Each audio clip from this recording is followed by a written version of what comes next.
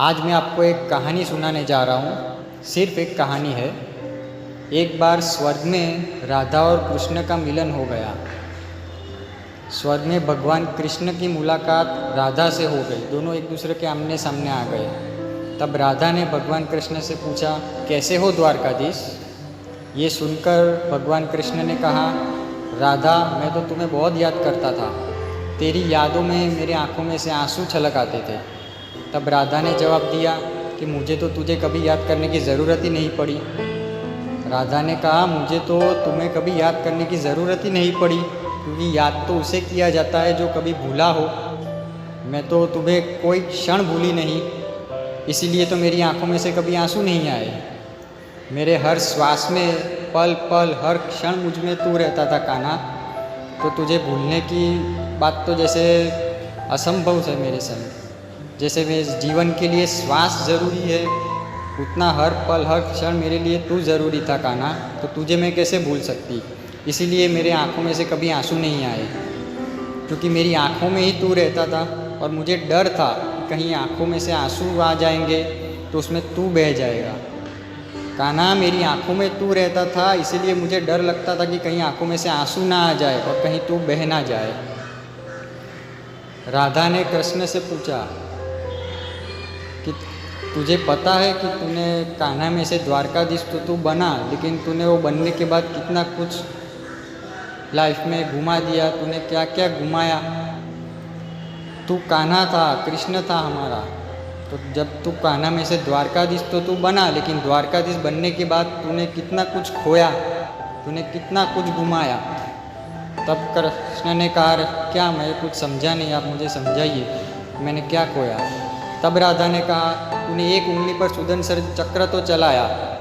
तूने अपनी एक उंगली पर सुदर्शन चक्र तो चलाया, लेकिन बाकी की सारी उंगलियों से तू जो मधुर संगीत मुरली बजाता था वो तू भूल गया।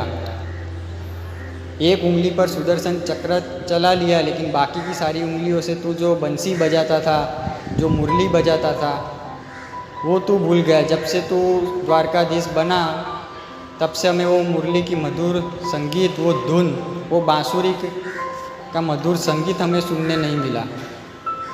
जब जब तू कान्हा था, हमारा नंद लाला था, तब तक जब तेरी मधुर संगीत ना सुनने मिले तेरी मुरली का, तब तक हमारा दिन नहीं ढलता था।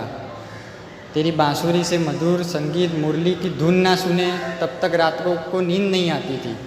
लेकिन जब से तू कान्हा में से, नंद लाला में से द्वारकाधीश बन गया, हमें वो मधुर मुरली की संगीत सुननी बंद हो गई। कितना वक्त हो गया हमें वो मधुर प्रिय संगीत नहीं सुनने मिला।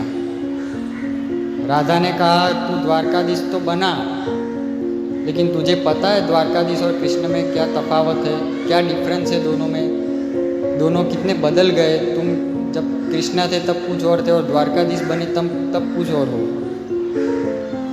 कृष्णा ने कहा, क्या तफावत है, क्या डिफरेंस है?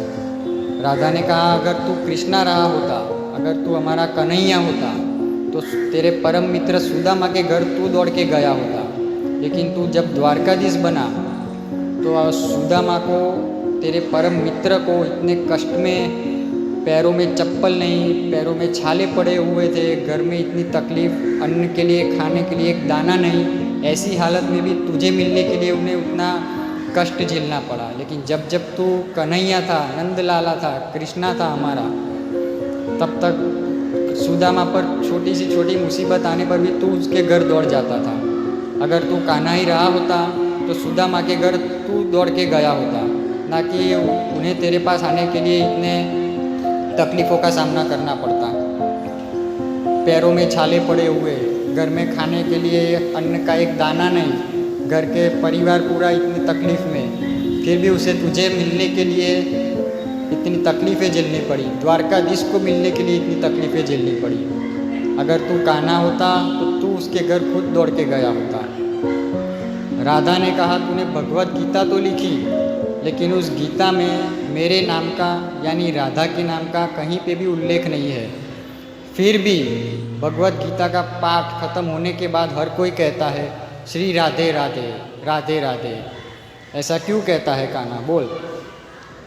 तूने ये कान्हा में से द्वारकाधीश बनने में तूने बहुत कुछ घुमा दिया रे कान्हा। द्वारकाधीश तो तू बन गया, लेकिन कान्हा और द्वारकाधीश बनने में, कान्हा में से द्वारकाधीश बनने में तूने बहुत कुछ घुमाया। तो ये बात राधा के मुख से ये सारी चीज़ें सुनकर द्वारिकाधीश कान्हा के आंखों में से अश्रु छलक आए, उनकी आंखों में आंसू आ गए, वो एक शब्द भी ना कह सके।